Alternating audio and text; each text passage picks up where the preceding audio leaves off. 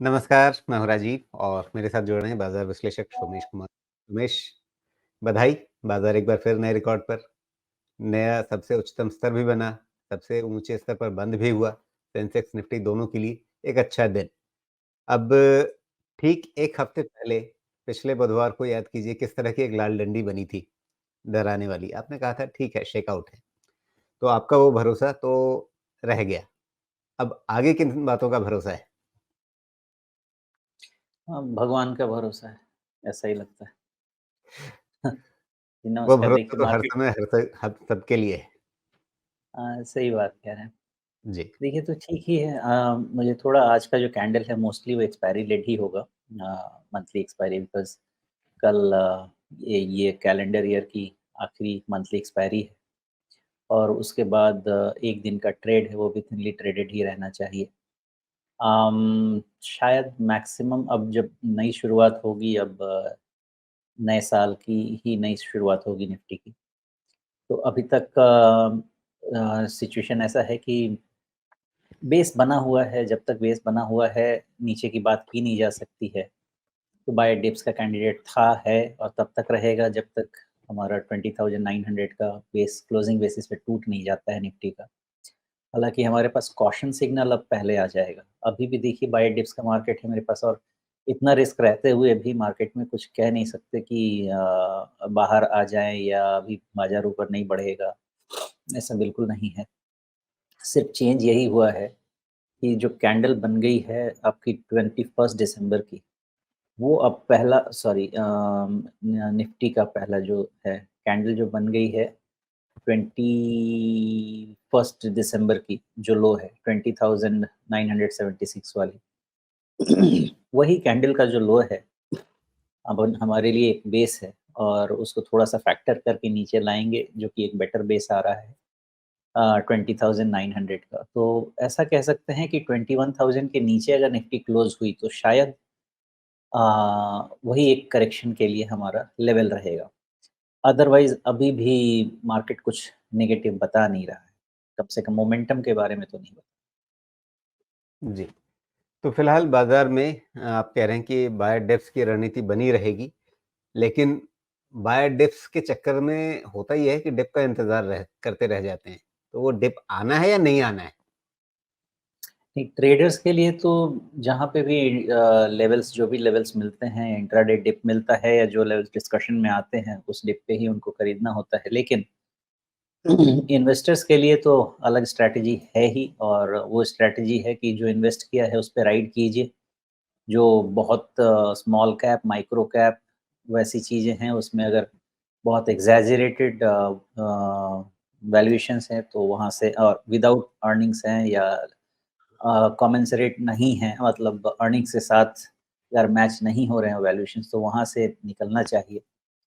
Otherwise इस market को तब तक राइड करते रहिए होल्डिंग के साथ जब तक फर्स्ट साइन ऑफ वीकनेस नहीं आए और अभी तक तो वो वीकनेस इन्वेस्टमेंट स्टैंड पॉइंट से तो नहीं आ पा रही। जी। यहाँ पर आप इसका चार्ट देखिए ज़रा निफ्टी का और अगर पिछले कुछ समय के हिसाब से ही देखें, ये जो चाल बनी है आपकी 18,850 के आसपास से, ये अक्सर हम लोग शेयरों के बारे में जब बात करते हैं, तब मैं ये सवाल आपसे पूछता हूँ कि एकदम खड़ी दीवार बन रही है, क्या करें? यहाँ पे आप कुछ वैसे ही खड़ी दीवार बनती हुई नहीं देख रहे हैं?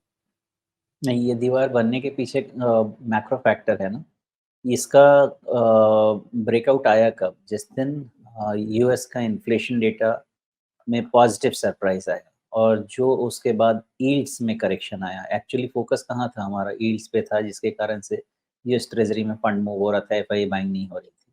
ये उस ब्रेकआउट दिन आप के 4 बाद से दिसंबर की बात करेक्शन कर हुआ। रहे हैं। हाँ, जिस दिन करेक्ट वो गैप नहीं, वो गैप जी। था करीब 20,400 500 के आसपास का वो रेंज रहेगा। क्योंकि जी, जी। मैंने उम्मीद यही किया था कि 20,500 से 200-300 पॉइंट का करेक्शन आना ही आना चाहिए, लेकिन वो ब्रेकअवे गैप बन गया। जी। अब वो गैप जो बन गया वो मोमेंटम अभी तक टूटा ही नहीं है, तो उसके कारण से है। अब ये जो फंडामेंटल चेंज है यही मैं बार-बार कहने की कोशिश कर रहा हूँ कि ये जो फंडामेंटल चेंज है, इसमें अपॉर्च्युनिटी लंबी है, लेकिन चूँकि एक बार में मार्केट इतना निकला हुआ है तो यहाँ पे रिस्क बहुत ज़्यादा है, इसलिए यहाँ पे बाय करके बैठना बहुत सही एडवाइस नहीं होगा, बहुत सही डिसीज़न नहीं होगा। लेकिन कभी भी करेक्शन आता है और उसको इवैल्यूएट करेंगे क्योंकि शेक ऑफ में कुछ अंदाज़ा नहीं लगेगा, लेकिन प्रॉपर करेक्शन आना चाहिए, जो कि जनवरी रिज़ल्ट शुरू होने के बाद ही समझ में आएगा। उस करेक्शन में फिर से पोज़ीशन बनाएँगे और इन्वेस्टमेंट बेस बनाएँगे, क्योंकि फिर 25,000 या 28,000 उसकी ही इवैल्यूएशन शुरू करेंगे स्टेप बाय स्टेप। जी। तो यहाँ पे फ़िलहाल अभी इमीडिएट टारगेट क्या दिख रहा है निफ्टी का जिस पे हम ऊपर नज़र रख सकते हैं? क्योंकि ठीक है, बड़े टारगेट्स तो मैं आपसे बाद में पूछूँगा जब हम पूरे 2024 के लिए एक अनुमान लगाएँगे। अब वो अ, शायद साल के अंतिम दिन या उससे 1 दिन पहले हो जब हम 2024 की समीक्षा करेंगे। फिर हमारे निवेश मंथन के सर्वेक्षण में भी आप बताएँगे कि अगले 6 महीने, अगले 12 महीने में क्या होना है। लेकिन फ़िलहाल अभी ये जो मूव दिख रही है, इस मूव का एक लॉजिकल टारगेट हमारे सामने क्या है? इस मूवमेंट में मेरा अंदाज़ा ऐसा है कि निफ्टी 22,700 तक भी स्ट्रेच हो सकती है, प्रोवाइडेड 20,900, 21,000 ये सपोर्टेड रहे, वहाँ तक स्ट्रेच हो सकता है। जी। तो वहाँ तक स्ट्रेच होगा और उस स्ट्रेच से पहले आपको ध्यान क्या रखना है? मतलब 20,900 तो आपने बता दिया, ठीक है। लेकिन 20,900 भी कम से कम ट्रेडर्स के लिए 750 अंक नीचे की चीज़ है। तो ट्रेडर्स के लिए जो इमीडिएट लेवल्स हमें ध्यान रखने हैं जिन चीज़ों पर मतलब उनका प्रॉफ़िट एंड लॉस टिका हुआ है, 750 पॉइंट में तो वो निपट जाएँगे। देखिए, ट्रेडर्स के लिए थोड़ा डेटा चेंज होगा, इसके लिए आप चले जाएँ कल के कैंडल पे, मतलब 1 डे अहेड 26 दिसंबर। इसका जो क्लोज़ लेवल है, ये क्लोज़ लेवल है करीब-करीब 21,450 का। जी, ये मेरे हिसाब से ये बहुत ही स्ट्रॉन्ग सपोर्ट अभी रहना चाहिए फॉर ट्रेडर्स। तो अगर कोई भी डिप मिलता है जब तक 21,450 के नीचे निफ्टी बंद नहीं हो, तब तक ये ट्रेडर्स के लिए बाय डिप्स का मार्केट रहेगा। जी। और ट्रेडर्स अगर इस स्टॉप लॉस के साथ काम करते हैं 21,450 के आसपास का, तो फिर उनके लिए एक लॉजिकल टारगेट क्या रहेगा? एक लॉजिकल टारगेट 21,850 से 21,900 का एक तो टारगेट आ रहा है करीब-करीब पहले। तो वहाँ पे ही पहले देखेंगे, उसके बाद फिर रिव्यू करेंगे। जी। कितनी उम्मीद कर सकते हैं कि 22,000 हमें इसी कैलेंडर वर्ष में दिख जाएगा?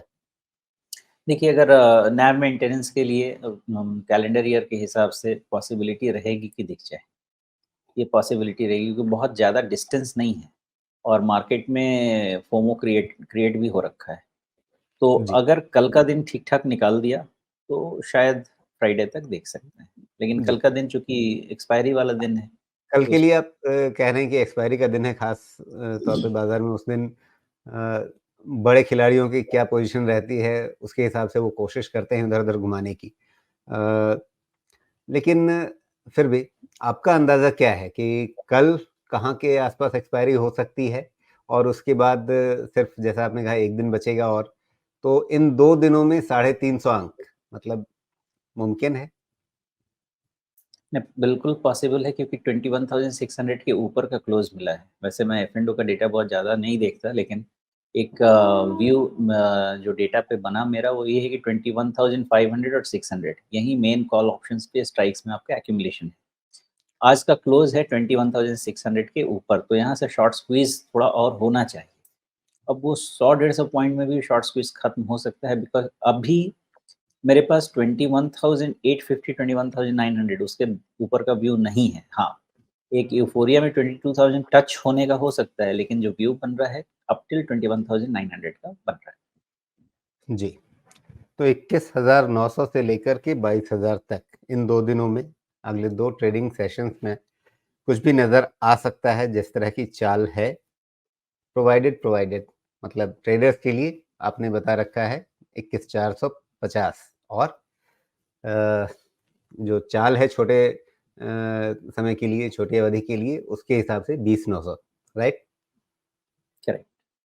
जी। तो अब बैंक निफ्टी पे भी निगाह डाल लेते हैं और यहाँ पे जो बैंक निफ्टी का हाल समाचार है, वो भी अच्छा है। इसने भी नए हाई लेवल्स देख लिए हैं, इसने भी नया रिकॉर्ड बना लिया, नई रिकॉर्ड क्लोजिंग कर ली। ये क्या करने जा रहा है इन 2 दिनों में? और बैंक निफ्टी का इसका भी कल का जो कैंडल है उसका क्लोज़ है 47,724 सो 47,700 यहाँ से इसका सपोर्ट इमर्ज होना चाहिए विथ 100 पॉइंट डिविएशन। सो 47,700 से 47,600 के रेंज में ही मेन सपोर्ट है। लेकिन अभी हुआ क्या है बैंक निफ्टी में कि 48,000 निकला है और 200 पॉइंट्स के ऊपर क्लोज़ हुआ। 48,000 के कॉल्स कटेंगे अभी और यहाँ से। तो पहला सपोर्ट तो आपको 48,000 का ही रखना होगा ट्रेडिंग स्टैंड पॉइंट से, क्योंकि वो जब तक रहता है तब तक शॉर्ट कवरिंग ही यहाँ से निकलने वाला है बैंक में। और उसके बाद दूसरा फिर आपको लेके चलना होगा 47,700। ये 2 सपोर्ट रहेंगे, लेकिन ट्रेडर्स के लिए 48,000 ज़्यादा इम्पोर्टेंट रहना चाहिए। जी। तो ये रही बैंक निफ्टी की चाल। यहाँ भी क्या बाय डिप्स वाला तरीका काम करता रहेगा अभी? बिल्कुल करेगा अभी तो इंडेक्स बेस्ड स्टॉक तो बाय डिप्स के ही। जी। और साथ में आईटी इंडेक्स पर भी एक बार ध्यान दे देते हैं, वो क्या कर रहा है? ये बेचारा तो ख़ैर ऑल टाइम हाई तो इसके लिए बहुत दूर की बात है, लेकिन फ़िलहाल अभी कोशिश कर रहा है कि अपने पिछले टॉप के पास ही जाने की, 36,150 के आस-पास तक पहुँचे किसी तरह। तो इसमें क्या रुझान रहेगा? निफ्टी आईटी इंडेक्स अभी पॉजिटिव ही है। आज का क्लोज़ जो है वो भी अच्छा ही है। थोड़ा जी, अपसाइड इसमें और आएगा, लेकिन इसके लिए सपोर्ट उतने अच्छे डिफाइंड नहीं है जितने अच्छे बैंक या निफ्टी के हैं। तो जी, अगर थोड़ा लेकिन फिगर आउट करने की ये कोशिश की 34,400 जाए, जो पहले हमारा टारगेट था और अब क्या ये सपोर्ट बन जाएगा? वहाँ पे स्विंग लो भी है, आपका 61.8% रिट्रेसमेंट भी है। देखिए मेरे हिसाब से मोमेंटम सपोर्ट जो इसका है, वो अब 35,400 ही हो जाना चाहिए। यस, जी। 35,400 मोमेंटम सपोर्ट हो जी, जाना चूँकि चाहिए निफ्टी निफ्टी आईटी का। ट्रेड नहीं होता है ना, तो इसलिए मैंने इसमें ट्रेडर्स के लिहाज़ से पूछा नहीं कि भई ट्रेडर्स को क्या मतलब कि निफ्टी आईटी कितने पे जा रहा है? उसमें क्या होगा फ़ायदा इनको कि कल के एक्सपायरी में जो आपके बड़े वाले स्टॉक्स हैं, इंडेक्स बेस्ड, जी, उसकी शॉर्ट कवरिंग इसमें ट्रिगर हो सकती है, क्योंकि इंडेक्स पे तो ट्रेड है नहीं, लेकिन जी, इंडेक्स कॉम्पोज़िशन तो अल्टीमेटली उन बड़े स्टॉक्स का ही है। तो वहाँ जी, पे बिल्कुल। व्यू आप बना सकते हैं कि भूल गया, हाँ, 35,400 के ऊपर में इसमें भी शॉर्ट कवरिंग ट्रिगर हो सकती है, अच्छी खासी। तो उसमें भी आपका आईटी बेस्ड स्टॉक में कल थोड़ी आप शॉर्ट कवरिंग देखने को मिल सकता है। ध्यान जी, रखिएगा कि एक जो पेनल्टीमेट डे डे होता है एक्सपायरी का, मैक्सिमम शॉर्ट स्क्वीज़ उस दिन हो जाता है। लेकिन एक लास्ट मिनट वाला जो बचा रहता है, वो कल आप देख सकते हैं। जी।